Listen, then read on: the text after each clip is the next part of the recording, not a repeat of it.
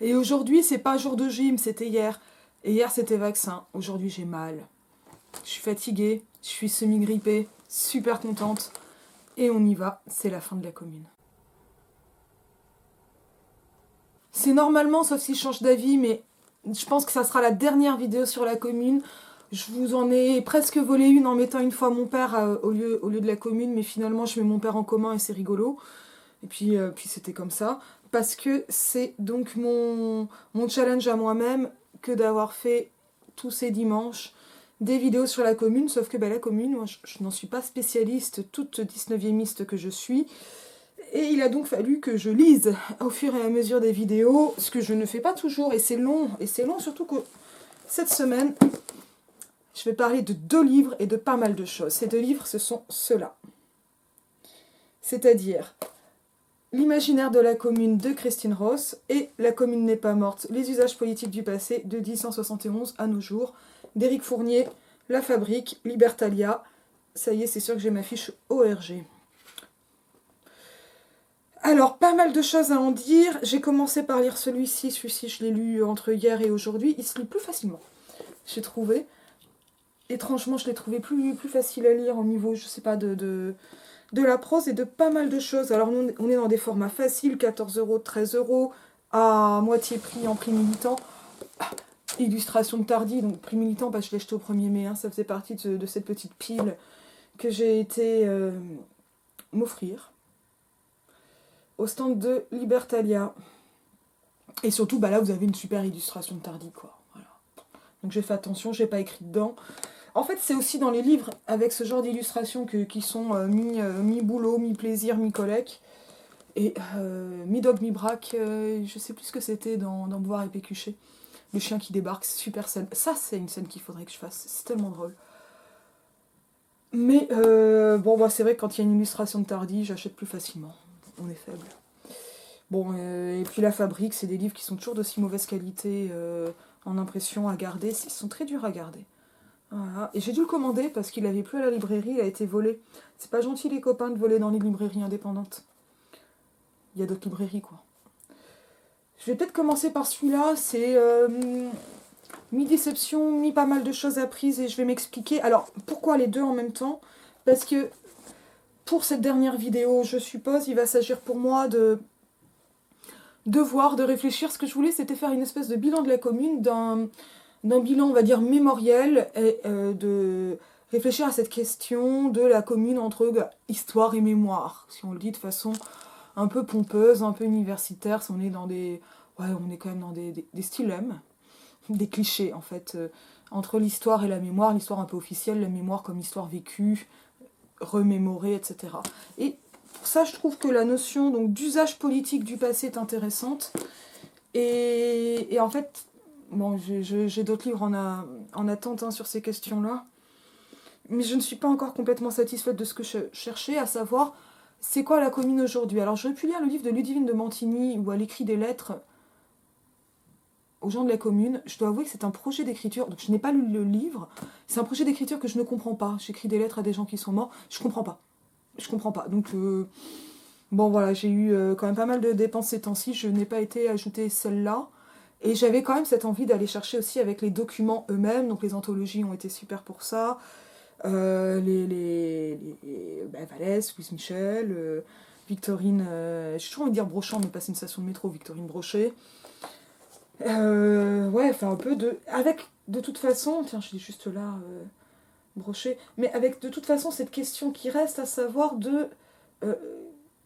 qu'en ont fait les communards, les communardes eux-mêmes et elles-mêmes de la commune, et qu'est-ce que ça devient ensuite. Bon.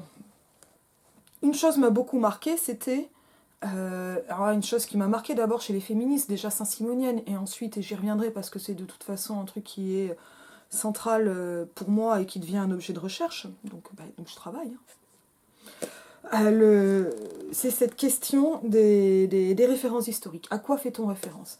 Dans le cas des féministes, c'est extrêmement important puisque les femmes, et donc les premières féministes sont quand même très majoritairement des femmes, qui parfois ont cru des discours d'hommes qui avaient l'air d'être féministes, elles les ont pris à la lettre. C'est ce qui arrive autour de Prosper Enfantin le père du saint-simonisme à la recherche de la mère, parce que ça pouvait pas être une femme réelle, hein, la mère. Alors que le père pouvait très bien être prospère enfantin. Et ça passait notamment par l'amour libre. Je vous rappelle qu'en 1032, l'amour libre, ça a des conséquences pour les femmes. Bon. Et des conséquences assez douloureuses parfois. On en reparlera et je vais bien creuser le saint-simonisme dans les prochains temps. C'est parce que c'est absolument passionnant. Non, mais toutes ces questions de camaraderie amoureuse, d'amour libre, je sais que, je crois, Michel Lebris, ça c'est un bouquin que j'ai pas encore lu, a fait un livre qui a l'air d'être assez réac sur l'amour libre et ses utopies, mais il y a quand même aussi un moment où il faut arrêter de se voiler la face. L'amour libre en régime patriarcal, c'est qui libère qui? La libération sexuelle, c'est d'abord une libéralisation sexuelle, et c'est aussi clairement... Enfin, je ne veux pas dire que les femmes ne jouissent pas ou n'ont pas de plaisir à faire l'amour, et ce serait mal me connaître. Mais il y a un moment où on est pris, et surtout nous sommes prises dans des rapports de domination, et on ne peut pas s'en extraire. C'est ce que j'expliquais avec Coït d'Andrea Dworkin, et je pense que je n'ai pas été assez énervée sur cette vidéo, non pas sur Dworkin, mais avec Dworkin. Et on en revient toujours à ça. Est-ce que... Et c'est avec cette question-là qui va aussi se poser avec la commune et avec ses références actuelles à la commune, en sachant donc que cette vidéo va paraître demain et que samedi à Paris notamment, je ne sais pas s'il y a des choses qui vont se passer en province, en tout cas je serai à Paris. Maintenant c'est sûr, j'ai pris mon billet de train, pas pour ça, mais ça tombait bien. C'est la montée au mur des fédérés. Et ça, je vais en reparler avec Fournier. Mais c'est-à-dire un moment de commémoration, de remémoration, d'hommage ici au communard. Mais ces moments sont toujours évidemment en prise directe avec l'actualité politique. Bon, ça c'était un peu... Et donc moi ce que je cherchais, c'était donc ces choses qui m'ont intéressé chez les féministes, à savoir des usages politiques et militants dans le passé du passé. Et de voir comment il peut y avoir une forme de conscientisation, de conscience de classe qui va naître grâce à des analogies historiques ou contemporaines. Ça, c'est quand Flora Tristan dit que la femme est le prolétaire du prolétaire. Elle utilise une analogie, l'appartenance à la classe prolétaire, pour parler et permettre la constitution d'une classe de femmes. C'est ce que font déjà les Saint-Simoniennes, on est dans les années 1830. Tristan a fait ça en 30, 32, 34, elle meurt en 1844 à Bordeaux. Il y a une plaque. Je ne peux pas empêcher de la photographier à chaque fois que je passe devant, alors que c'est toujours la même plaque. Je n'ai pas encore été voir son monument au cimetière, et puis en plus il pleut, mais ça c'est vraiment une chose que je ferai un jour. Un jour. Ou peut-être une nuit, c'est encore autre chose, et un autre sujet. Donc, et de toute façon je reviendrai parler de Flora Tristan, mais j'ai déjà fait une vidéo sur elle et sur donc, son style extrêmement lyrique et spirituel qui m'a beaucoup marqué et dont maintenant je comprends les implications et le contexte saint-simonien et on va dire socialiste utopique. Aujourd'hui il s'agit de 71, il s'agit de la Commune de Paris. J'ai l'impression de mieux comprendre ces 72 jours d'insurrection et il se passe des choses qui vont aller au-delà de la Commune, qui font que, comme le dit le titre, hein, le titre principal d'Éric Fournier, la Commune n'est pas morte, c'est-à-dire en fait la Commune n'est pas morte, c'est directement la traduction de Vive la Commune. Hein. Bon, moi j'y vois aussi un slogan punk, hein, Not Quite Dead, et j'ai envie de... alors j'ai fait allemand élevé, hein, je suis vraiment désolée, et d'aller... elle pas tous et puis nos futurs, etc. Mais hop, c'est quelque chose qui va lutter contre ça. En même temps, et puis je peux pas m'empêcher de me dire peut-être qu'elle est pas morte, mais enfin elle a une odeur bizarre, et ça c'est du Zappa, parce qu'on peut pas s'empêcher d'avoir un Zapapa. Je suis une fille à Zapapa, je suis désolée.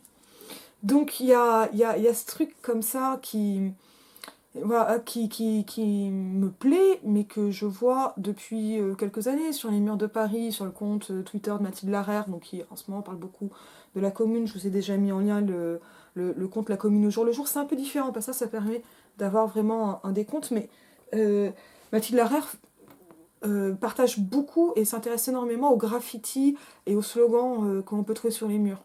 J'ai pu voir Vive le son de l'explosion, qui est une référence, ça je l'ai photographié, c'était rigolo, c'est une référence directe à la Ravachol, c'est-à-dire la Carmagnole, chanson révolutionnaire de je sais pas encore c'est écrit, mais de la Révolution de 1789,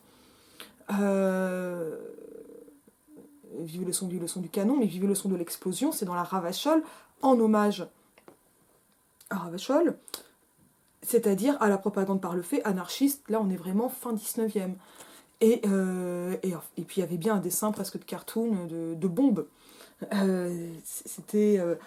Et donc là, on est dans quelque chose avec un graffiti de ce genre. Donc le graffiti urbain, ça, c'est assez ancien. On pense que le plus ancien graffiti conservé de Paris a été... pour le coup, il est gravé dans la pierre, hein, mais est dû à Rétif de la Bretonne, donc fin 18e. Parce qu'il le mentionne, il est place des Vosges, celui-là. Alors, je ne l'ai pas vu en vrai, parce que je passe pas souvent place des Vosges, c'est pas trop mes quartiers, mais quand j'y passe, ben, j'oublie. Voilà. Et je sais pas de quel côté, parce que c'est un carré. Et moi, une place en carré, je me perds, je sais jamais de quel côté je suis. J'ai un petit problème d'orientation à ce niveau-là. Là, dans ces deux bouquins, et surtout dans Suite Fournier, et dans ce qu'on va voir chez Larère, bon, on sait que le graffiti urbain permet des formes de résistance, d'expression. Il est évidemment moins cher que l'affichage, mais il appartient à toute cette dynamique qui est politique, mais qui est aussi devenue esthétique. Et c'est à peu près ce genre de choses que je cherchais. Ce n'est pas ça que j'ai trouvé. Je vais commencer par Christine Ross, donc à la Fabrique. Je sais plus de... Je prends ce bouquin. Il faut peut-être donner les refs. 2015. Je ne sais pas dans quelle langue il a été écrit, parce qu'elle est traduit de l'anglais, donc elle a été écrit en anglais. Traduit de l'anglais par Étienne Daubenesque, ça m'a l'air d'être très bien traduit. Et je suis un peu partagée, en fait. Alors, j'ai appris plein de choses, mais j'ai pas du tout appris ce que je venais chercher. Parce que c'est un livre, alors, bon, j'ai pas trouvé que les titres des parties étaient très clairs. Quand on l'a lu, évidemment, c'est plus clair, mais forcément, quand on a eu les spoilers. Introduction, au-delà du régime cellulaire de la nationalité. Donc là, on est vraiment dans une partie sur l'internationalisme communard. Le luxe communal, la littérature du Nord, les graines sous la neige, solidarité. Donc avec quelque chose un peu, on va dire, mystérieux et poétique. Enfin, j'aurais pu dire juste poétique, mais ça veut rien dire en fait, juste poétique, quoi. Mais avec, enfin si, ça veut dire qu'il y a quand même une recherche d'esthétisation qui passe par quand même des titres assez hermétiques. Bon, l'imaginaire de la commune, c'est quand même explicité dès l'intro. Je vous lis la page 7. Hein. Dans ce livre, j'ai essayé de rassembler les éléments d'un imaginaire qui a nourri ce qu'on appelle la Commune de Paris de 1871 et qui lui a survécu.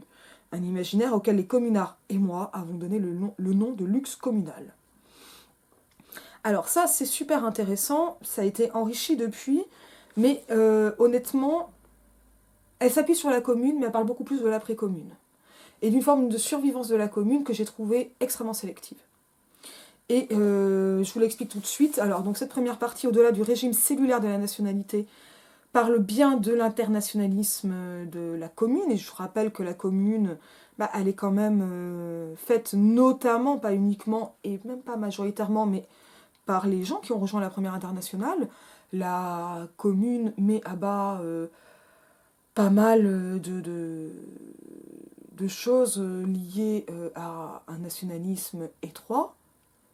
Et en même temps, donc ça c'est intéressant, je n'irai pas jusqu'à dire que la commune est xénophobe, mais il faut quand même savoir que les Allemands, enfin prussiens, allemands c'est compliqué, en 71 l'Allemagne n'existe pas encore, mais ont été chassés de Paris. Alors vous me direz, mais les Allemands en même temps, vu que c'était une guerre contre les Allemands, c'est pas illogique, siège de Paris, etc. J'entends. Et c'est un des grands clichés versaillais, donc anticommunards, que de dire que Paris a rassemblé les égouts de l'Europe entière, parce qu'effectivement, énormément, enfin, non, pas énormément, je sais pas les proportions, mais il y avait une part non négligeable de communards non nés en France, et pas de nationalité française, Léo Frankel, Elisabeth Mitrieff et bien d'autres, notamment venus de l'Europe de l'Est, notamment venus d'Angleterre, etc., parce que le moment a été perçu, et le fait que Marx ait reconnu la commune, alors lui depuis Londres, a aidé, mais a été perçu comme un Kairon, un moment révolutionnaire à ne pas rater, non pas par FOMO, the Fear of Missing Out, mais pour faire la révolution en fait, et pour faire partir une révolution qui s'est pensée internationale. Alors le truc qui m'a quand même gênée là-dedans, c'est que la commune a cette dimension internationaliste, et en même temps, elle poursuit d'abord une guerre patriote, et ça c'est pas mal d'ailleurs repris là-dedans, et je vais revenir dessus, et ça me paraît compliqué de complètement gommer ça. C'est-à-dire qu'en fait, c'est déjà un livre qui a un usage politique de la commune et qui est sélectif. Donc c'est-à-dire que ce qui va apparaître là est vraiment... me semble vraiment juste. J'essaie d'être prudente parce que moi je n'ai pas du tout l'expertise de Christine Ross, mais m'a semblé manquer aussi, occulter d'autres choses. Donc à savoir le fait d'avoir chassé les Allemands, ok j'entends circonstances, mais aussi donc le fait que c'était un mouvement patriote et porté par une forme de jacobinisme qui datait de la Révolution française. Et ça, c'est quelque chose qui m'a beaucoup marqué en lisant Louise Michel, en lisant Vallès, etc. Les références parfois aussi ironiques à 93, à 95, etc. chez les révolutionnaires eux-mêmes, chez les communards. Et même dans ce mode des clubs. Luxe communal, donc là on est vraiment sur cette question du travail. Et en fait, j'ai vraiment eu l'impression de dire quelque chose de situationniste qui m'a pas semblé correspondre complètement là non plus à ce qu'était la commune. Oui, ça y est, mais la commune, elle est aussi très 48arde. Et 48, c'est le moment des ateliers nationaux. Il y a quand même une exigence de donner du travail. Et là, en fait, et je pense que c'est un des moments où la question de l'abolition du travail se pose. Alors, quand on dit abolition du travail, on ne dit pas qu'on voulait rien foutre à El País, et encore si un peu. Enfin, disons que je trouve qu'on ne le dit pas assez quand on parle d'abolition du travail. Aussi, qu'on ne parle pas assez, je sais pas, de la glande, quoi. Mais d'un moment où le travail n'est plus soumis à une exploitation, et donc on va sortir de ce moment-là et rejoindre quelque chose de plus vital, j'ai envie de dire. Enfin, c'est très proche de... Alors, c'est pas des choses que je connais bien, mais il me semble que c'est très proche de l'abolition du travail des situationnistes, donc de Guy Debord, Veneggem et d'autres. Et cette notion de luxe communal, elle passe aussi par la théorie et l'esthétisation. Et là aussi, j'ai trouvé quelque chose de très situationniste. Et là, avec une grande attention à essentiellement 3 auteurs qui sont William Morris, que je connais pas très bien, Élisée Reclus, que je connais un peu mieux, mais de seconde main, notamment pour avoir lu la thèse de Bertrand Guest, et numéro 3 que j'ai oublié. Et Courbet est pas mal cité, mais c'est pas tellement de Courbet qu'il s'agit. Je vais le retrouver. Mais là, avec quelque chose voilà, d'assez proche donc, de l'art communard et de l'esthétique communarde, mais qui en fait correspond pas tellement à l'esthétique principale des communards, mais à une esthétique qui est venue de gens qui n'ont pas vécu la commune directement, mais qui l'ont finalement, qui s'y sont intéressés, soit parce qu'ils s'y intéressaient en même temps, soit surtout Kropotkin est beaucoup cité, voilà, aussi. Ensuite. Et pas mal de Slaves et de Russes en particulier. Et donc cette question de luxe communal, bon, c'est des trucs qu'on retrouve avec ces nouveaux appels de Frédéric Lordon sur un luxe communiste, etc. Là, on est en 2013, hein, on est quand même avant. Donc je pense que mon agacement vient aussi de ce qui est venu depuis. Alors, et j'ai trouvé ça hyper intéressant au niveau donc de tout ce qui a été théorisé, revendiqué au niveau de l'art et donc de la revendication d'art industriel comme véritablement artistique, d'un artisanat artistique et d'un art qui emplisse la vie et qui soit un mode de vie. Donc ça, là, en fait, on est vraiment dans une préfiguration des situationnistes. Mais j'ai l'impression qu'il y a quand même une pétition de principe et que le situationnisme, et quand je dis situationnisme, je parle en fait aussi des appellistes qui sont très marqués par le situationnisme, hein, notamment Tikkun, hein, encore plus que le comité invisible, et encore, hein, les liens sont, me semble-t-il, assez clairs, mais que cette espèce, qu'il s'agit de trouver ce précurseur-là en la commune. Donc c'est super intéressant parce que c'est des dimensions de la commune que je ne connaissais pas. Ça fait longtemps qu'on parle de William Morris et que ouais, c'est vraiment chouette. Mais je pense pas que ça nous parle tellement de la commune, finalement. Ou vraiment d'une dimension singulière de la commune. La littérature du Nord, bon, mais c'est en gros la Finlande de Kropotkin et de Maurice qui va se croiser avec des passages sur Élisée Reclus, hein, donc qui était géographe anarchiste. Donc ça m'a pas mal plu avec les liens, etc. Et ensuite, alors... Les titres sont tellement vagues que j'arrive même plus à savoir ce que j'ai lu de mémoire, là. Donc ça, c'était littérature du Nord et Graines sous la neige. Alors avec pas mal des réseaux, avec George Bernard Shaw qui est beaucoup cité, Lucien Descaves, donc grand auteur anarchiste. Moi, ce sont des gens que je suis en train de commencer à bosser mais que je connais pas encore. Donc ça a été hyper précieux de ce point de vue-là. Mais après, je suis pas forcément capable de dire si ça me... Si vous voulez, j'ai un doute sur la fiabilité historique du bouquin. C'est-à-dire que tout ce qui est dit va être juste, mais le fait de sélectionner. J'ai peur qu'on soit dans du cherry picking, et dans une forme de reconstruction a posteriori. Et ça me pose vraiment problème. Alors les grains sous la neige, je sais même plus ce que ça veut dire. Non, mais c'est ça, c'est cette poursuite esthétique. Hein.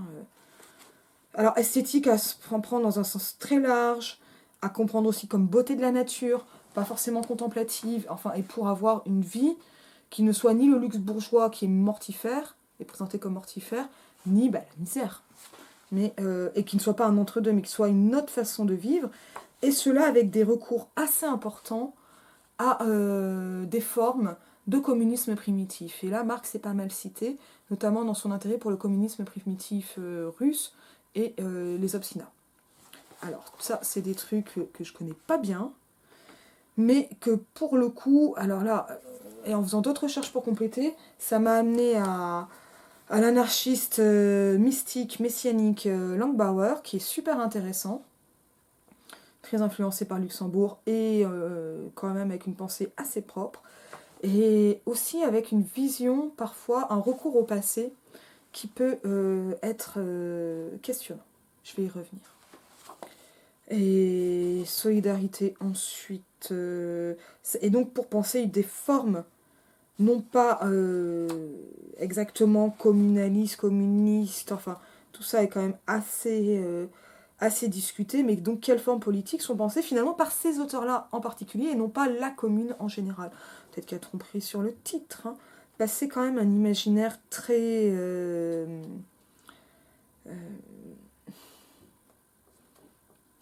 très individuel. Alors pas individualiste, hein, mais qui revient à quelques personnalités qui sont beaucoup citées, très intéressantes, vraiment très intéressantes, posant des questions ultra importantes, appelant à voir dans le vrai luxe, le luxe communal, hein, ça c'est la conclusion, expliquant ce luxe communal, donc comme je l'ai fait très rapidement. C'est très chouette. Alors, je trouve que la façon de prendre les notes là, c'était super joli. Voilà, je vous le dis. Mais ça c'est la fabrique, hein, mais c'est joli pour ça, c'est pratique, même si le papier tient pas. Avec donc des pensées de l'autogestion et des formes de fédéralisme qui vont être discutées, c'est hyper intéressant. André Léo est très vite cité, ah oui, puis avec ça c'est au-delà du régime cellulaire de la nationalité du luxe communal, une pensée de la campagne hyper importante. Et qui là, est pas toujours très clair, ou alors c'est moi qui n'étais pas claire, je vais peut-être être plus prudente, sur la pensée, les liens entre la commune de Paris, qui est quand même une commune urbaine, et les liens avec la campagne. Donc André Léo notamment a co-rédigé un manifeste aux paysans, mais Reclus, Maurice, Kropotkin ont davantage pensé ces liens entre la ville et la campagne, et ça m'a semblé extrêmement intéressant. Et en même temps, on était en plein appellisme. Et dans quelque chose de très proche des modèles des ZAT, des zones autonomes temporaires, et d'un appel un peu néo-rural, quoi, hein, communautaire néo-rural, un peu mythifié, et voilà, avec lequel je suis particulièrement mal à l'aise et ambivalente. Mais voilà, et ça en fait, voilà, les liens avec la campagne ont été bien pensés par les communards, pas assez pensés. Ils ne pouvaient pas non plus le faire parce que les communications étaient coupées par Versailles. Ça c'est bien dit, ça c'est vraiment expliqué. Une pensée très hyper intéressante sur les liens donc entre la ville et la campagne, et donc pour ces questions donc évidemment d'approvisionnement, hein, d'autogestion, d'auto-alimentation et évidemment d'autonomie, avec ensuite donc une esthétique rurale. Mais déjà dans tout ce bouquin, ça parle pas de femmes. Alors, il n'y a pas non plus de glorification de la nature et de conceptualisation ultra reprise de la nature, et en même temps pas mal quand même de choses assez vitalistes, très romantiques, et ça je vais y revenir, qui m'ont laissé un peu perplexe, et avec lesquelles j'ai pas été très bien. J'ai pas été très convaincue par ce modèle communard-là, disons. Et donc ça m'a plus intéressé historiquement que politiquement, finalement. Et politiquement, ça a plutôt été un repoussoir. Alors j'ai trouvé extrêmement intéressant cette volonté de ne pas rester au drame, au récit de la commune, aux 72 jours, mais de prendre en compte ce que la commune a nourri d'imaginaire après elle.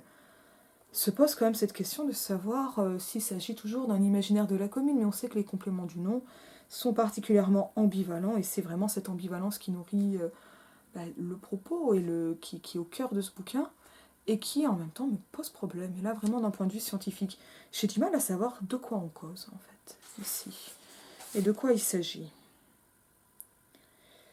Christine Ross a fait un livre sur Rimbaud et la commune qui m'a l'air absolument passionnant. C'est un bon livre, hein, mais ces ambivalences, elles me semblent vraiment entretenues. Et chercher à, j'allais dire à ressusciter, mais je pense pas que ce soit ressusciter, je pense que c'est construire un imaginaire de la commune qui soit en fait qui est en fait assez contemporain. Je dirais pas anachronique non plus, mais ce qui est mis en avant, c'est quand même une commune appelliste. Et je suis hyper partagée. Bon, j'ai tapé le titre du bouquin de l'autrice en fait, sur Google Scholar, rien n'est sorti pour ce livre-là, d'autres choses qui m'ont confirmé un peu dans cette voie-là. Je vais un peu développer ça après Éric Fournier. Mais en fait, je suis assez perplexe par rapport à cette appellisation, si je puis dire, de la commune. Chez Fournier, la commune n'est pas morte. On reprend le slogan avec des guillemets, c'est comme pour les pétroleuses. C'est important puisqu'il s'agit aussi de faire du slogan un objet d'histoire et de voir quels sont les usages historiques, politiques, enfin surtout politiques et mémoriels de la commune, à partir donc de cette historiographie mémorielle. Et alors là, c'est très simple. Hein. Il y a une introduction, hein, évidemment. Merci. Mais en fait, ça commence vraiment en 71. La première partie va de 71 à 17. 17 est évidemment un tournant. Et on va ensuite de 17 à 71, avec évidemment ce moment central et pivot de la Révolution russe, pour avoir ensuite un passage de 71 à nos jours, donc c'est-à-dire premier centenaire à aujourd'hui. Je crois que celui-ci est de 2013, pardon. Donc, ah oui, 2013-2015, parce que Christine Ross cite Éric Fournier. Et en fait, je m'attendais à ce que Christine Ross fasse un peu ce qu'a fait Fournier, et en même temps, je n'ai pas trouvé ce que je cherchais et que je continue à chercher. On va voir ça ensemble, et on va voir, je vais vous donner mes hypothèses.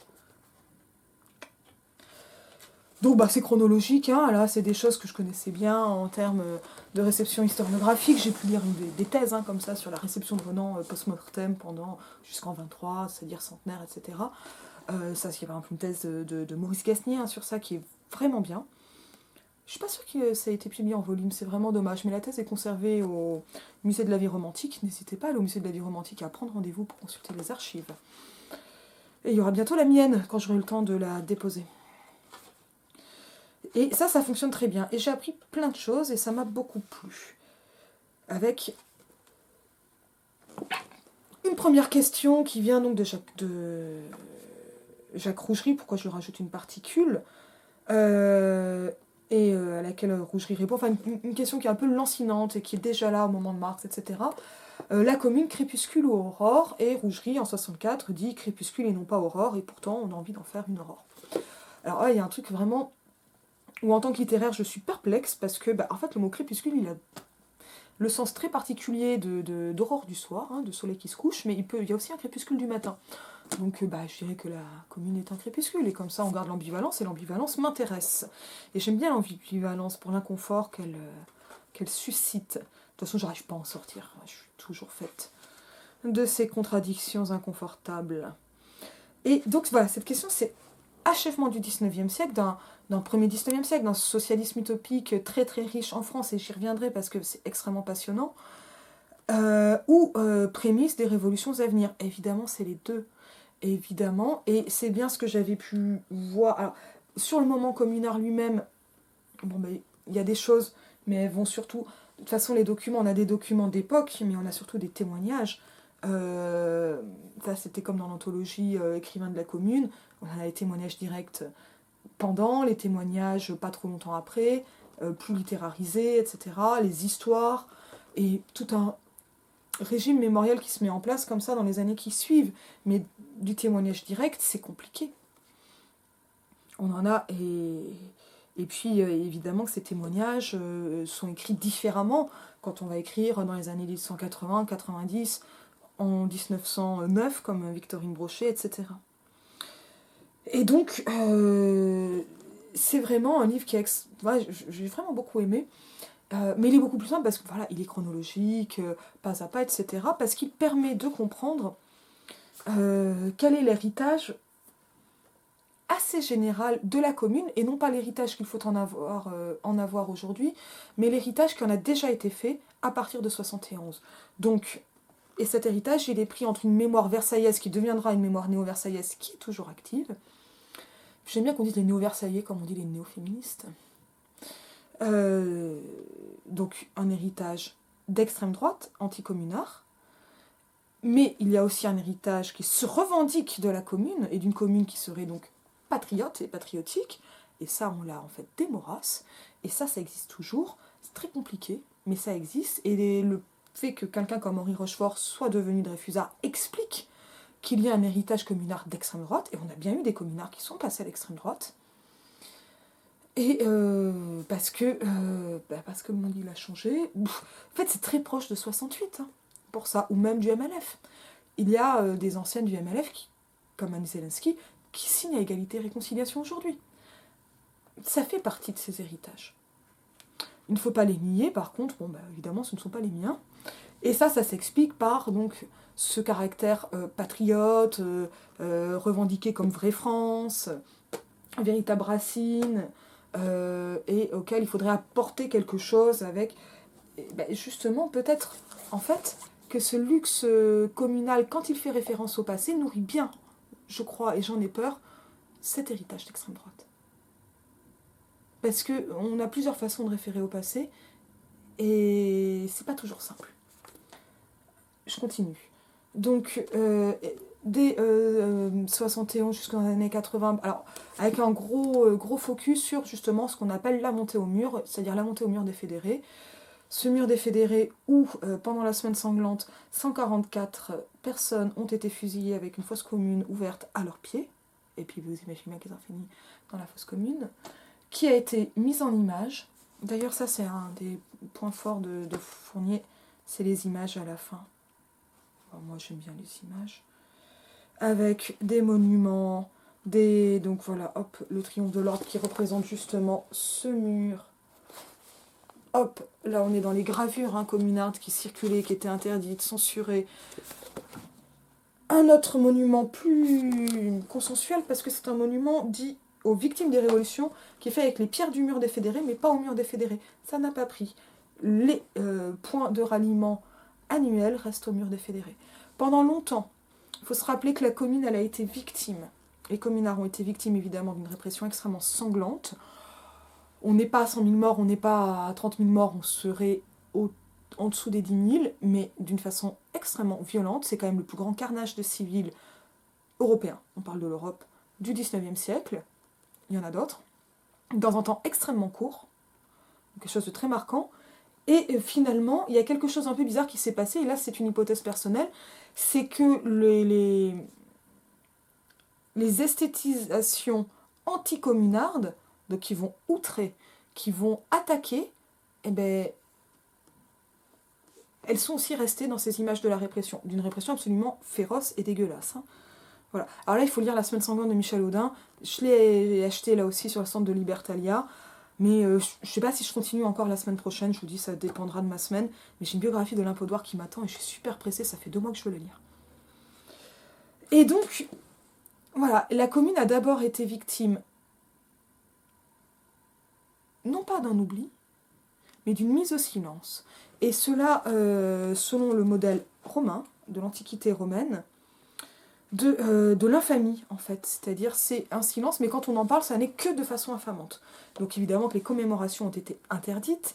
Il a fallu attendre, je crois, le début du XXe siècle pour pouvoir avoir des mentions de la commune sur des tombes de communards. C'était là aussi interdit.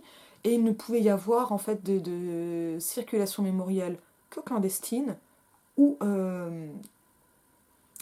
de biais indirects. Par exemple, ça c'est une chose qui m'a pas mal marqué, les natures mortes de Gustave Courbet, qui disent quelque chose du sort des communards après la commune, et ça c'était vu, et ça c'était bien compris de tout le monde. Là, Fournier s'appuie sur des archives d'époque, des extraits de journaux, etc., pour montrer la lecture qui a été faite de ces natures mortes, et j'avoue que moi je suis passée complètement à côté. Mais comme quoi la date elle est vraiment importante. Donc interdiction, condamnation mémorielle implacable, et au fur et à mesure, donc ce temps des murmures, ce temps donc de la circulation à l'étranger en exil, et aussi par des hommages clandestins, des mouvements j'ai envie de dire de subversion, de résistance, à savoir graffitis urbains, relevés, effacés, donc là on le sait par les archives de police, moi je le sais par Eric Fournier, fleurs déposées, souvent depuis le mur, enfin depuis l'extérieur du Père-Lachaise, parce que le mur des fédérés est au Père-Lachaise. Et le Père-Lachaise est lui-même un cimetière emblématique. Donc des récits qui vont arriver quand même assez tard à être publiés et transmis en France relativement tardivement parce qu'ils étaient interdits. Et au fur et à mesure, donc amnistie qui est votée, je ne sais plus ça en 80, 80, 82. Je suis sur le passage Les Truites de Courbet, pas de Schubert, c'est page 31. Et donc ça fait qu'il y a eu quelque chose qui s'est passé au niveau de la commune, c'est que c'est d'abord la mémoire versaillaise qui a prédominé et donné ses mots d'ordre. Et ça explique aussi pourquoi l'histoire de l'Essigaray, les histoires de Louise Michel, alors Louise Michel est quand même un personnage assez romantique, hein, mais sont des histoires qui répondent. Elles répondent à 10 ans de silenciation, j'allais dire de silence, mais c'est un silence imposé, et donc elles répondent à des mythes, elles répondent à des diffamations. Et donc à une condamnation historique. Et avec pas mal de questions sur que fait-on des ruines de l'hôtel de ville, les garde-t-on, que réhabilite-t-on, que fait-on dans les quartiers, construction du Sacré-Cœur, etc., etc. Et le Sacré-Cœur, c'est évidemment quelque chose d'assez compliqué. Les chansons. Je crois qu'il y avait d'ailleurs pas grand-chose sur le temps des cerises, ça m'a un peu étonnée. Donc ce passage sur le mur de 80 à 1919, notamment, là je suis page 61 et suivante, est hyper intéressant parce que comment s'est fixé le mur des fédérés comme lieu de mémoire. Parce qu'il y avait plein de possibilités. Des gens ont été exécutés partout. Voilà. Et les choses se sont faites progressivement, se sont installées progressivement, et notamment sous l'égide d'associations, et par, donc, notamment celle des Amis de la Commune, qui apparemment était pas mal pilotée par le PCF, et en fait, un lieu de mémoire, c'est un lieu de conflit. Ça, on le voit particulièrement en ce moment, puisqu'on a 150 de la commune, bicentenaire de Napoléon. Déjà, savoir ce que l'on va commémorer, tout ou rien, et c'est encore autre chose qui est décidé par le gouvernement, ça dit des choses. Ça se voit également avec ces questions des statues dans les rues. J'avais fait une vidéo sur cette question de la statuaire politique. Et en fait, c'est notamment à partir du texte La guerre civile en France de Marx que se construit cette idée d'une commune aurore, commune phénix, etc. Et qu'il va donc falloir la commémorer, d'abord pour commémorer les morts. Et en fait, ça, c'est pas aussi appuyé que je l'aurais voulu. Et ce sont d'abord des femmes qui ont déposé ces fleurs pour leurs propres morts, pour leurs enfants morts, pour leurs maris morts, parfois aussi pour leurs amis, eux. Hein. Mais sont d'abord des commémorations de proches, perdus et morts. Et ensuite, donc, des commémorations donc, qui restent politiques. Et en fait, on peut entretenir un souvenir politique par attachement. Ça, c'est aussi quelque chose qui est très commun, en fait. Et donc, se met en place comme ça un rituel de gauche qui est très encadré, et très diversement encadré, et progressivement récupéré. Et en fait, c'est parce que le 14 juillet est récupéré par la Troisième République, et donc vidé de son sens, donc la Troisième République d'Adolphe Thiers, que le 18 mars devient une date de gauche. Et la fin mai, des dates communardes. Et qu'il y a cette montée au mur qui est l'occasion d'un défilé. Et je rappelle qu'au XIXe siècle, la plupart du... Oh, je suis vraiment fatiguée. Pas mal de moments, la majorité du XIXe siècle interdit la liberté d'association, de réunion, et donc ce sont par des banquets que les gens gagnent le droit de se réunir, donc en fait en filoutant, les enterrements sont des actes politiques, ça c'est quelque chose qu'on a vu avec la mort de Jean Ferrat. Mais est-ce que la mort de Jean Ferrat c'était... Enfin, pas la mort, enfin il est mort, mais est-ce que les obsèques de Ferrat étaient un acte politique, ou l'enterrement d'une figure à laquelle on était et par la politique attachée? Ça, je ne sais pas trop y répondre. L'enterrement de Louise Michel, c'est un acte politique très fort. Et le million de personnes dans les rues pour Victor Hugo, évidemment, c'est politique. Victor Hugo, c'est l'auteur du Peuple. C'est celui qui a demandé l'amnistie, c'est l'auteur des Misérables.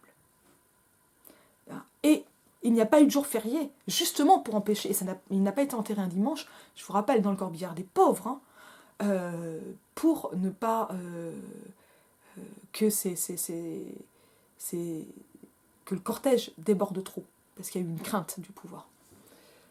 Donc on est sur ces moments-là, donc enterrer les morts et commémorer les morts permet de rappeler les victimes de la Commune, de rappeler la répression et en fait l'origine sanglante de la République et d'une République qui n'est pas révolutionnaire et qui n'est pas sociale. Mais ce qui s'appelle République et ce qui s'appelle social évolue. Et évidemment que la transformation, alors que la naissance du PC, que le congrès de Tours, la SFIO, etc., vont changer et amener des luttes concurrentielles mémorielles, avec parfois vraiment des expulsions des cortèges, hein, donc expulsions notamment des Maurrassiens, par exemple, ça, voilà, qui ne peuvent même pas déposer leur gerbe, et c'est heureux. Une expulsion des élèves de Rochefort, hein. Mais aussi avec en fait un moment de démonstration de force. Et ce n'est pas un hasard si c'est en 1936, au moment du Front populaire, qu'on a connu une des plus grosses montées au mur de l'histoire française. Là, je crois qu'on a eu 100 000 personnes dans les rues. Hein. 200 000, je vois ici, revendiquées pour le 20 mai 35. Voilà. Jamais encore pareille foule n'avait commémoré la Commune. Et avec, en fait, un attachement, en fait, c'est-à-dire que la Commune a été complètement récupérée par le PC et, au-delà du PCF, par le communisme et le léninisme. Et on a cette anecdote, et j'arrive pas à savoir si elle est légendaire ou pas, de Lénine, en 17, dansant au 73e jour de la Révolution, parce qu'il avait dépassé la Commune. Et Lénine a été enterré, pas enterré justement, mais enroulé dans son mausolée, dans un drapeau de la Commune. Et on a des moments comme ça, d'échanges extrêmement forts, qui font de la Révolution russe et, a-t-on pu penser, du communisme et du stalinisme, des héritiers de la Commune. Pourquoi ? Parce que la Commune, c'est ce très court moment de la dictature du prolétariat, très peu théorisé par Marx lui-même, mais où on a une autogestion prolétaire. Et c'est en ça que la Commune va être une aurore. Parce qu'il y a un besoin de référer à des moments qui certes ont été des échecs, mais qui ont quand même marché de mort. Et donc on a comme ça une espèce de statut, j'ai envie de dire d'institutionnalisation, j'allais dire de statification, mais c'est très moche et je crois que ça n'existe pas, mais d'institutionnalisation de la montée au mur, avec quelque chose qui peut même être assez rigide. et qui va pas mal bouger en 68, 70, 71, parce que la gauche a beaucoup bougé, et parce que le PCF est largement débordé sur sa gauche, pour ce qui est de la France. Et donc la revendication communarde, eh ben, elle va commencer à être concurrencée, notamment par les situationnistes, mais par de nouvelles montées au mur, donc dans les années 70. Et avec quand même une grosse montée en 71. Ça, c'est quand même vraiment intéressant. Hein. Donc il y a vraiment des choses absolument passionnantes qui se passent. Et ça, c'est hyper intéressant parce que ça permet d'avoir vraiment une espèce d'histoire de gauche à partir des références à la commune. Et d'une histoire internationale de gauche, même si c'est quand même très France-Russie. Donc ça m'a pas mal plu à ce niveau-là. Mais voilà. Et que veut dire donc la commune? Et on voit bien que la commune signifie pas mal de choses.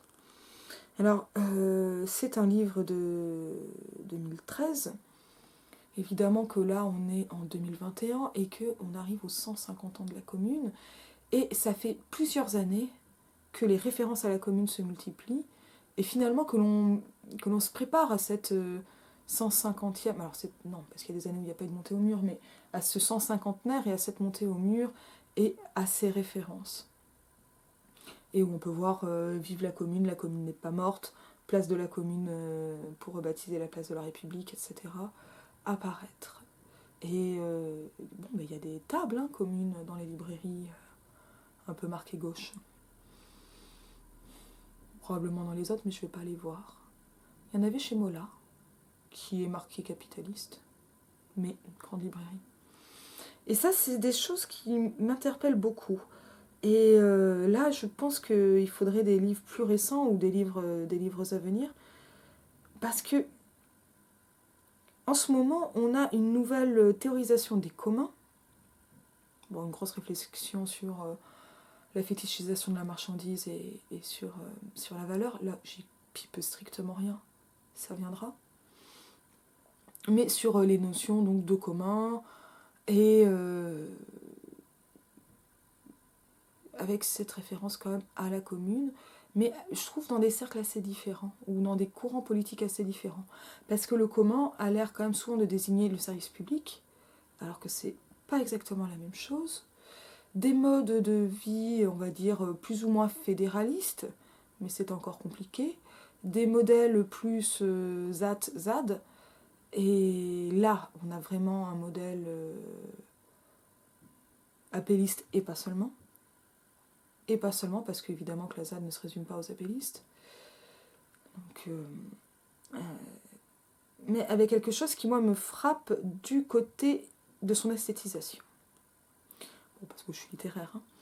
Et c'est-à-dire que ça, ce qui m'a vraiment marqué en lisant, parce que pour le coup c'est une vidéo bilan, en lisant Vallès, en lisant Michel, en lisant Borochet, donc ces anthologies, ce sont les références constantes qu'ont eues les communardes au passé, et d'ailleurs leurs opposants au passé, à 93, à 95, à 48, parfois 1830, mais c'est plus rare parce que 1830 amène une monarchie et bourgeoise, mais surtout à 48, les 48 arts au départ, qui en fait s'explique par le fait qu'il faut apprendre à penser quelque chose, et la référence au passé permet de penser un avenir, et permet de construire l'utopie. Ça va permettre donc ces régimes d'historicité de rupture ou ces régimes d'historicité révolutionnaire en montrant qu'il y a une filiation au-delà de ce qui a l'air d'être du côté de l'événementiel, c'est-à-dire de moments ponctuels dans l'histoire, quand on va sortir juste les dates et on se dit il se passe quoi entre. Voilà. Et donc ces moments, qui sont des moments d'accélération de l'histoire, vont aussi donc amener ces références, cette continuité, et donc permettre non seulement de créer un imaginaire, d'avoir des références, de se dire que c'est possible, de se dire que ça a déjà été fait, déjà pensé, etc. Et en fait, c'est avec cette idée que nous sommes des nains sur des épaules de géants, ou parfois des gens sur des épaules de nains, tout le monde n'est pas modeste, mais qu'on peut, voilà, comme ça, se projeter. Évidemment que ces régimes d'historicité révolutionnaire entrent en concurrence avec une récupération par chez nous républicaine, et en fait essentiellement républicaine, qui se veut républicaine, mais qu'appelle-t-on république? En ce moment, c'est quand même assez peu consensuel. qui va en fait vider de son sens ces révolutions et en faire des points d'origine d'un ordre maintenant établi. Quand les pensées révolutionnaires vont en faire un point d'origine pour de nouvelles révolutions. Donc toujours des aurores ou des crépuscules du matin vers d'autres épiphanies. Et ça, c'est quelque chose qu'on va trouver beaucoup chez Benjamin, hein, dans ses thèses sur le concept d'histoire. On va regarder le passé pour chercher ces moments où un autre avenir, et donc pour nous un autre passé, aurait été possible. C'est pour ça que la question de savoir quelles ont été les erreurs de la commune, pourquoi, etc., c'est si important, parce que ça va permettre de répéter cette révolution sans faire ces erreurs. Et donc, il y a quelque chose peut-être d'une... Là, dans cette question donc, des erreurs de la commune, eh bien, d'une volonté de rejouer le passé qui n'est peut-être pas sans naïveté, puisqu'on ne refera pas la commune. On n'est pas en 1871. On fera peut-être d'autres révolutions, et pas mal d'autres choses, et ça je reparlerai de la révolution à partir de Colette Capitan dans pas longtemps. Mais il y a voilà, 48 n'est pas une annonce de 71. En revanche, donc, ces références au passé, donc, qui vont passer par les vêtements, etc., elles vont aussi amener donc, des esthétisations qui, du côté révolutionnaire, vont se placer contre l'ordre établi, notamment donc, dans ces questions de concurrence mémorielle, mais aussi inventer de nouvelles utopies. Ces références au passé, elles passent également par des références à des moments non révolutionnaires qui, eux, me semblent plus donc, questionnants, je vais dire perplexants, parce que je perplexe beaucoup. C'est-à-dire un Moyen-Âge un peu mythifié, un XVIe siècle, un pour l'un, pour l'autre, etc. Un communisme primitif.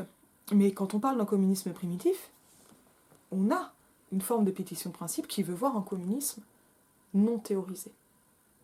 Alors c'est très compliqué parce que cette espèce de conscientisation, théorisation politique, bah, ça nous vient du fait qu'on est archi éduqué et archi conscient de vivre dans telle ou telle époque. Et voilà. Et ça, bah, ça amène, en fait, ça repose, ça implique des consciences du temps et d'une histoire qu'évidemment, toutes les sociétés, tous les peuples n'ont pas pu avoir ou n'ont pas. Parce que voilà, ça entre dans cette conscientisation qui est, à mon avis, aussi une mise à distance de soi qui est aussi un peu intéressante mais dangereuse. Voilà. Et donc dans ces références au passé, et c'est là où j'étais un peu perplexe avec Christine Ross, on va avoir donc du passé où la Finlande, qui n'est pas Groenland, ça c'est pour Maïtena, qui saura pourquoi je dis ça, une vision d'un communisme primitif archaïque au présent. Voilà. Et avec cette grande question de est-ce que la Russie peut passer un stade de développement, etc., pour cette révolution. Voilà. Donc, est-ce qu'il y a-t-il des stades révolutionnaires? Ça, c'est une question qui repose sur les sciences nat. C'est-à-dire, finalement, est-ce que ça suppose qu'il y a un développement organique et que tout développement va passer par les mêmes stades? Eh bien oui, vous êtes d'abord la gastrula, après ça se différencie, on passe du fœtus à l'embryon, etc. Voilà. C'est ça, en fait, que vous avez derrière. Ce sont des modèles naturalistes dont on a du mal à sortir et à se désimprégner. Et avec quelque chose qui est une forme de nostalgie pour le futur dans le passé, de ça aurait pu, mais on n'a pas réussi, mais quand même, à ce moment-là, il y avait ça, et qui me paraît hyper intéressant dans la mesure où le passé sert quand même pas mal de réservoir d'idées. Et puis quand on se dit ça a été possible, où on apprend des choses, mais comme l'anthropologie nous enseigne, on peut faire différemment. Et le fait que ça a été fait, enfin déjà, c'est très difficile de penser en dehors de soi. Mais donc, les travaux historiques, d'anthropologues, etc., nous permettent de comprendre et éventuellement d'arriver à penser hors de soi, à partir d'autres modèles. Et cependant avec un risque d'altérisation, de transformer ces modèles en autres ou de les fétichiser. Et c'est là où j'ai vraiment eu un problème avec et où j'ai un problème en ce moment avec la commune, c'est que j'ai quand même l'impression qu'il y a une forme de fétichisation ou d'esthétisation de la commune, qui à mon avis a largement été renforcée par le situationnisme et par je veux dire, les travers. Alors je connais mal la philosophie situationniste, hein, mais par une volonté enfin, par une lecture rétrospective de la commune en un genre de moment situationniste, qui est déjà préparé par Marx, hein, où la commune, la plan de victoire de la commune, c'est d'être, hein, voilà, avec cette espèce de vitalisme existentiel et performatif qui va être extrêmement marquant chez les situationnistes, et j'ai l'impression qu'on a du mal à en sortir. Et j'ai l'impression qu'on est tombé dans une forme de folklorisation de la commune, et j'espère me tromper. Et je n'en suis pas du tout exempte. C'est-à-dire que, et ça c'est plus, voilà, donc les graffitis, les références à la commune, etc. Qu'est-ce qu'elles nous disent? Bon, on a compris que la commune est un objet historique extrêmement complexe, et dont l'historiographie, donc c'est-à-dire la façon dont on en a fait l'histoire, eh bien, répond à une histoire. Et on peut faire, et c'est ce que fait Fournier, une histoire de l'histoire de la commune. Donc c'est passionnant aussi sur ces questions donc, de comment on fait l'histoire, et que nous dit l'histoire, et pourquoi fait-on cette histoire, et qu'est-ce qui va faire histoire. D'un point de vue historiographique, on arrive à un moment où la commune réintéresse pas mal les chercheurs, mais où en même temps, je n'ai pas l'impression qu'on soit dans les... et c'est d'ailleurs la conclusion de Fournier, où on n'est plus dans une histoire chaude, c'est-à-dire une histoire où les gens s'engueulent. Et où s'engueulent, où ils s'excluent, où on peut avoir une carrière mise en cause, de toute façon on ne peut plus avoir de carrière, mais par le fait d'avoir parlé, d'avoir étudié la commune. Voilà. Donc parce qu'on est quand même à distance de la commune, mais peut-être que cette mémoire se réchauffe en ce moment. Voilà, depuis en tout cas son livre donc, de 2013. Et ça c'est super intéressant. Et il est clair que le cri du peuple de Tardy, qui est cité par Fournier, et d'ailleurs il lui avait consacré un article, hein, que j'avais mis en lien de la vidéo sur Tardy, d'autres bandes dessinées dont j'ai pu parler, le film j'ai oublié son nom, de 2000. Oh, ça c'est mieux. Watkins, là plus récemment Raphaël Messiaen, etc., vont participer à cette histoire de la commune. Watkins, ouais, c'est bien ça. À réchauffer cette histoire. Ma peur, c'est que ça semble le réchauffer. C'est-à-dire que, en lisant notamment Vallès, j'ai bien vu ces ambivalences par rapport à ces références du passé. S'agit-il de jouer à faire les moines du Moyen-Âge comme le font Bouvard et Pécuchet? S'agit-il de jouer à faire le révolutionnaire sur la barricade, en sachant que la barricade est stratégiquement assez inefficace? Mais il y a eu de très belles barricades. Est-ce que c'est ça qui compte? Et là, il aurait fallu que je lise La commune sans images, parce que la commune a été un des premiers moments historiques majeurs qui a été très photographié. Mais est-ce qu'il ne s'agissait pas aussi d'avoir des formes de mise en scène de soi? Ben, c'est bien beau. Et c'est réellement beau de mourir sur une barricade, comme on l'a fait en 48, etc., etc. Et on sait à quel point un cadavre traîné dans une émeute est efficace. C'est ce que la foule a voulu faire de Victor Noir et qui n'a pas été fait, et ça c'est avant le 18 mars. Parce que cette esthétisation, les mots d'ordre et ces formules révolutionnaires, ça marche. Ça marche super bien. Les chansons, et Fournier étudie pas mal les chansons de la commune. Et je crois pas avoir vu le temps des cerises, ça m'étonne. Mais ça fonctionne. Et ça fonctionne hyper bien. Les chansons de Manif et d'autres chansons qui vont évoquer, dire, etc. C'est-à-dire que ces usages mémoriels, ils participent de la conscience de classe et de la construction d'une classe révolutionnaire. Ça marche, vraiment. Et ça participe de la politisation. Mais il est aussi possible que cette esthétisation tourne à vide. Et j'ai pu voir chez les Versaillais, comme dans les groupes de gauche que j'ai pu fréquenter, comme d'ailleurs chez Vallès ou Michel, plus chez Vallès, un regret, alors peut-être pas du désordre, mais de la désorganisation de la commune. Bon, voilà, il y a eu des erreurs stratégiques qui ont été faites, ça c'est certain. Mais aussi pas mal de mentions donc, de la longueur des cercles des clubs de parole. Et pourtant, cette démocratie, démocratie directe, elle passe par ces clubs de parole. Et j'ai pas envie de vous dire, ça aurait été vachement bien que la commune soit militarisée. D'abord, elle était militarisée, parce qu'il y a une garde nationale, hein. Les fédérés sont des soldats. Mais c'est pas une armée de métier, et ça c'est hyper important. Mais il y a il y a cette question du moment où l'esthétisation, elle va amener à se nourrir, à se payer de mots, comme on dit, et à se payer en monnaie de singe. Et pour le coup, j'ai commencé à taper sur mon moteur de recherche américain, romantisme révolutionnaire, et je suis tombée sur Henri Lefebvre, qui, justement, a été semi-précurseur, semi-en dialogue et bien en rupture avec les situationnistes, en particulier avec Guy Debord. Et ça a confirmé un petit peu ces hypothèses que je vais continuer à bosser. Je n'ai pas pu lire le bouquin, qui est un article un peu long, hein, de Lefebvre sur le romantisme révolutionnaire. Je vais vous mettre les références que j'ai trouvées qui m'ont intéressée. Et qui ne parlent pas de la commune, mais qui parlent de ces usages mémoriels du passé. Et en fait, j'ai vraiment l'impression qu'il y a quelque chose de très ambivalent et de potentiellement assez dangereux dans le romantisme révolutionnaire tel que Lefebvre le conceptualise. Alors non pas dans son concept, hein, mais dans ce qu'il relève. Et j'ai notamment été très intéressée par Michael Levy, j'espère que je le prononce correctement, qui est maintenant directeur de recherche émérite du CNRS, qui a écrit un article ultra intéressant sur cette question donc, des liens entre situationnisme et romantisme révolutionnaire, donc Lefebvre et Debord.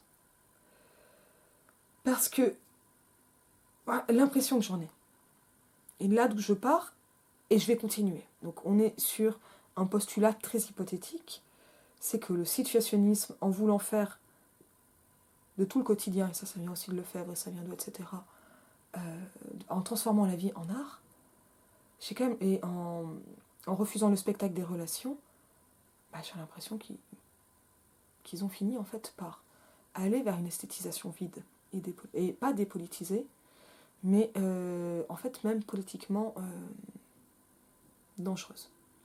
Dangereuse, ou en tout cas pas forcément aussi productive et aussi intéressante que cela qu'on pourrait l'imaginer. Mais le problème, c'est qu'on est toujours face à cet écueil dont j'avais parlé avec Mark Fisher, qui est juste là, hein, le réalisme-capitalisme, n'y a-t-il aucune alternative, à savoir de comment on pense une utopie et quel peut être le langage de l'utopie, et évidemment qu'il est très difficile de ne pas recourir au passé pour parler utopie. Et donc là, il y a quelque chose qui bloque. Ce romantisme révolutionnaire, ce serait un des 4 romantismes possibles, selon Michael Levy, c'est celui donc des socialistes utopiques. Alors avec un possible retour vers le passé, et là que je retrouve finalement pas mal chez les appelistes, quoi qu'ils en disent, notamment en raison de l'extrême sexisme des appelistes et de cette lyrique révolutionnaire. Et lyrique qui est en fait beaucoup plus romantique, vitaliste et passéiste que révolutionnaire.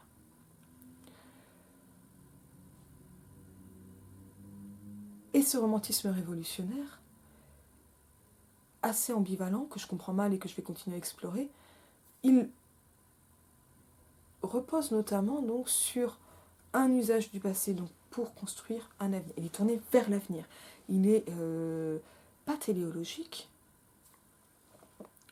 mais il se projette.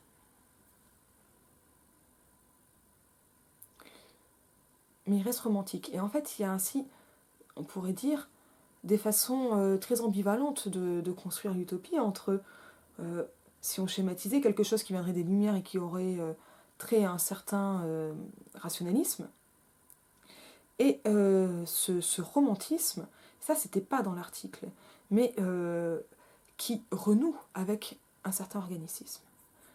Et qui renoue avec l'organicisme du romantisme, ou qui n'a jamais dénoué ou rompu les amarres de l'organicisme du XIXe siècle et même du tournant 18-19e.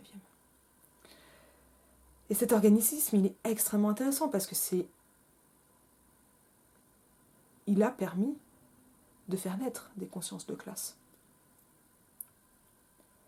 Mais il les a aussi biologisées. Et je ne sais pas trop quoi en faire.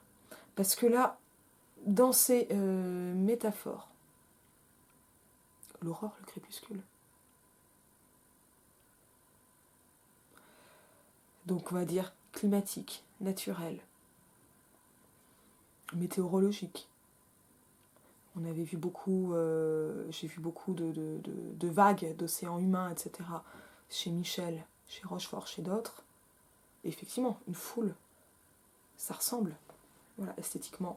Il y a des mers, on avait vu les vagues chez les féministes. Avec Suffragette Sally, les volcans, etc. Il y a un truc quand même qui à la fois exalte et en même temps déresponsabilise et fait sortir de cet engagement.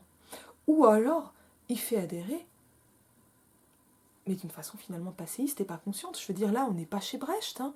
Il me manque cette distanciation pédale, quoi. D'ailleurs, j'ai oublié de dire qu'il y a un passage super intéressant chez la pédagogie à partir de tout, et avec cette idée du tout et dans tout, dans le Christine Ross. Et ça m'a vachement plu, parce que ça permet de faire naître la leçon de choses. Mais tout est dans tout, c'est aussi quelque chose qui... c'est un mode de pensée gnostique et hermétique, qui, en disant que tout est dans tout, c'est le mode de pensée plus ou moins de la Renaissance, quand on suit Umberto Eco Foucault, en schématisant, permet d'avoir des jeux d'emboîtement d'échelle assez spectaculaires et vertigineux. Et qui, je crois, amène ces sensations d'exaltation. Et cette exaltation intellectuelle ou politique. Politique ou intellectuelle. Mais je crois qu'il y a un danger fascisant là-dedans. Parce que ça continue avec ces images naturalistes de la nature, qui, je le rappelle, n'existent pas, en tant que telle, en tant que concept, en tant que force de l'histoire qui va aller d'elle-même.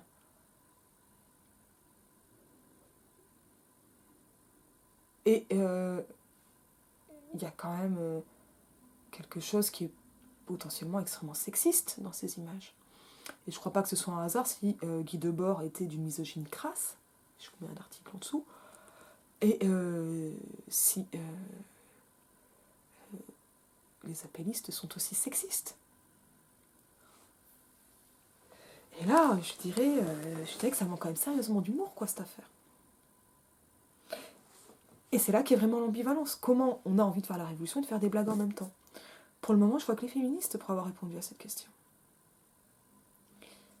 Mais est-ce que ça s'appelle toujours faire la révolution? Et ça sera la question que je poserai avec Colette Capitan. Donc c'est hyper intéressant. Ce sont vraiment des livres que j'ai beaucoup aimés. Que j'ai trouvé extrêmement intéressants. Mais qu'il faut, à mon avis, très largement poursuivre. Et je vais aller choper le bouquin d'Henri Lefebvre, ça c'est certain.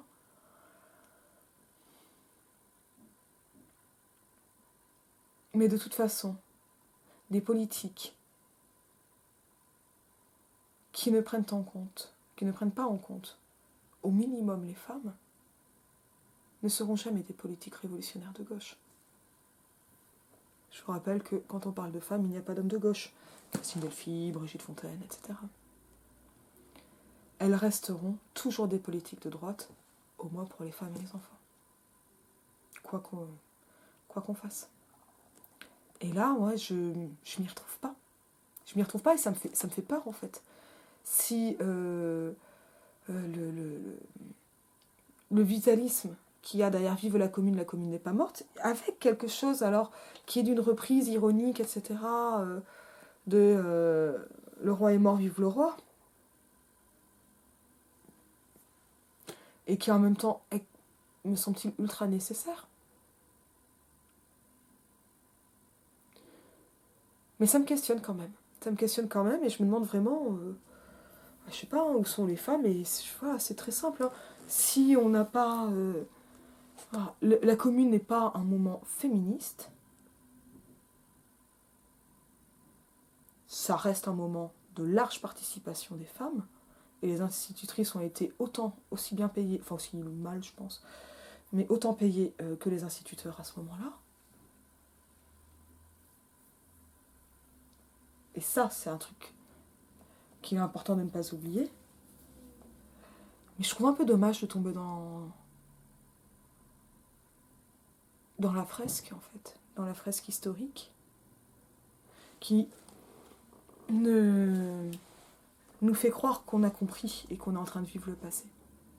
Et je me demande même dans quelle mesure cette folklorisation actuelle, notamment de la violence émeutière, ne participe pas d'un passéisme esthétique et politique. Je vous dis à bientôt.